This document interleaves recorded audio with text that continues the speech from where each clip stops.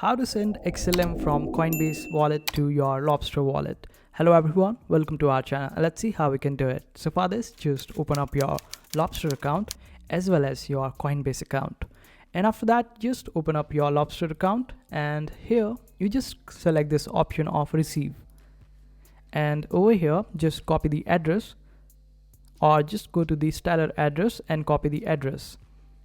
After that, go to the Coinbase wallet, and over here you will find the option of send and receive. Just click on it and then make sure that you select the option of send, and over here just select the XLM and then paste the address that we just copied. And you won't be requiring memo over here, since Lobstr says that you don't require any memo while sending any XLM to Lobstr. So just paste the address and send it. After a while you will be able to receive it on your Lobstr account. And this is how easy it is.